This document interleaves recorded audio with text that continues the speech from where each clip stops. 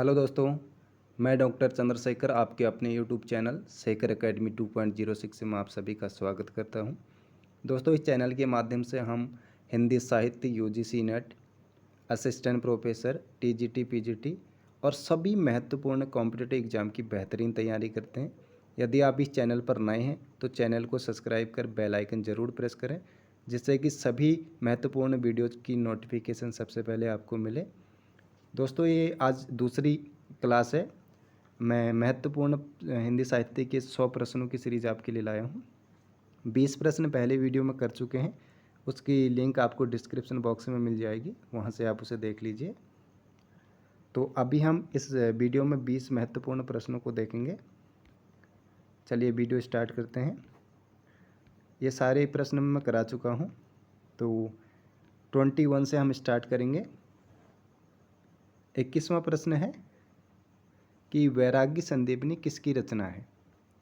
तो आपको बताना है वैराग्य संदीपनी किसकी रचना है।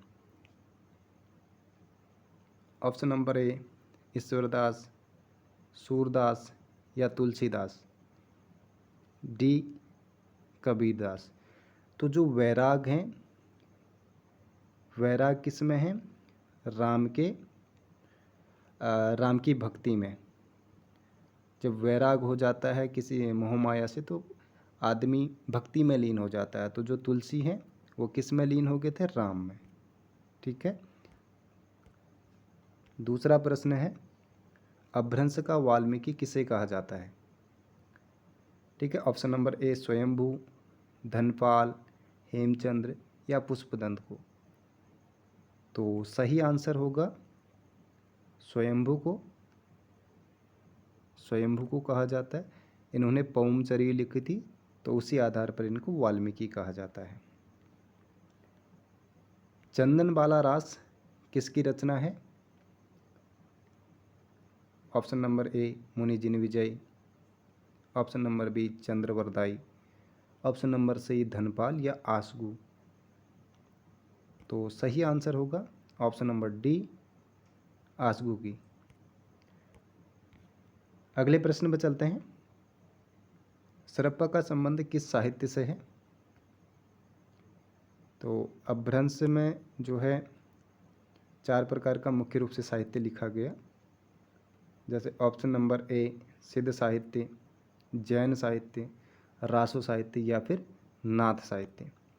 तो ऑप्शन सही होगा ऑप्शन नंबर ए सही होगा इसका। नाथ साहित्य के प्रवर्तक कौन है।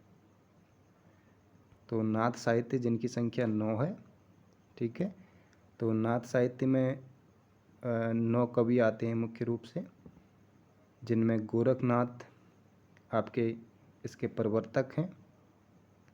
ठीक है। और भी ये जालंधर नाथ हैं, चौरंगी नाथ हैं, मत्स्येंद्र नाथ हैं, ऐसे 9 नाथ बताए गए हैं। 26वां प्रश्न है हिंदी साहित्य का वैज्ञानिक इतिहास किसकी रचना है। तो यह है option number D Ganpati Chandragupta, 1965 में लिखी गई थी। आगे चलते हैं। 27वां प्रश्न है भक्ति काल की कितनी काव्य धाराएं हैं। भक्ति काल की कितनी काव्य धाराएं हैं। तो सही आंसर होगा ऑप्शन नंबर ए। यहाँ पर काव्य धारा पूछा गया है। अगर यहाँ पर शाखा पूछता तो आप कहते कि 4 शाखाएं होती हैं। यहाँ पर काव्य धारा 2 काव्य धारा। सही आंसर होगा ऑप्शन नंबर ए। 28 सूरदास किस काव्य धारा के कवि हैं। तो सूरदास आपके कृष्ण भक्ति का शाखा के कवि हैं। 29वां प्रश्न है इनमें से संत काव्य धारा के प्रमुख कवि कौन हैं। तो संत काव्य धारा के कवि बताने हैं। तो कौन होंगे? मलिक मोहम्मद जायसी आपके सूफी में आते हैं, सूरदास कृष्ण काव्य धारा में, तुलसीदास राम, तो कबीरदास आपके संत काव्य धारा में, यानी कि ऑप्शन नंबर डी सही होगा। प्रश्न संख्या 30 है, मजदूरी और प्रेम किसकी रचना है? तो ऑप्शन नंबर डी सही होगा। इनके टोटल 6 निबंध हैं। मजदूरी और प्रेम एक निबंध रचना है। संसद से सड़क तक, यह किसकी रचना है? ऑप्शन नंबर बी सही होगा, धूमिल की। 32वां प्रश्न है, भारत भारती किसकी रचना है? तो भारत भारती किसकी रचना है? ऑप्शन नंबर बी सही होगा, बाला बोधनी किसकी पत्रिका है? तो बाला बोधनी भारतेंदु जी की पत्रिका है। ठीक है, हरिश्चंद्र भारतेंदु जी के जो बाल हैं वो काफ़ी लंबे थे, तो इसलिए वो क्या करते थे, बालों को बांधते थे। तो ये आप निमोनिक बना सकते हैं। रामचंद्र शुक्ल के अनुसार हिंदी का पहला कवि किसे माना जाता है? यहाँ पर रामचंद्र शुक्ल को कहा है। ठीक है, रामचंद्र शुक्ल के अनुसार। तो रामचंद्र शुक्ल के अनुसार चंद्रवरदाई सही आंसर होगा, ऑप्शन नंबर सी। 35वां प्रश्न है, हिंदी का पहला समाचार पत्र कौन सा है? बंगदूत, उक्ति व्यक्ति प्रकरण, उदंड मार्तंड या संवाद कौमुदी? तो यहाँ पर सभी महत्वपूर्ण हैं, लेकिन इनमें जो राइट आंसर होगा वो होगा ऑप्शन नंबर सी।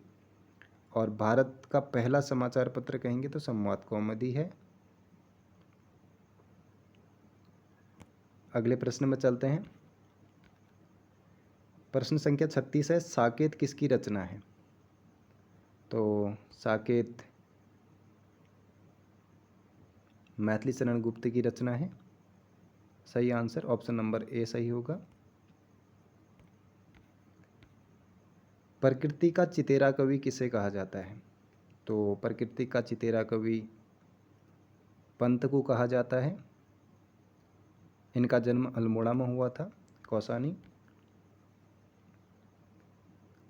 अगला प्रश्न है, छायावाद का ब्रह्मा किसे कहा जाता है?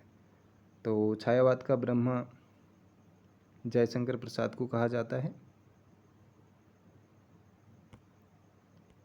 ऑप्शन नंबर ए सही होगा।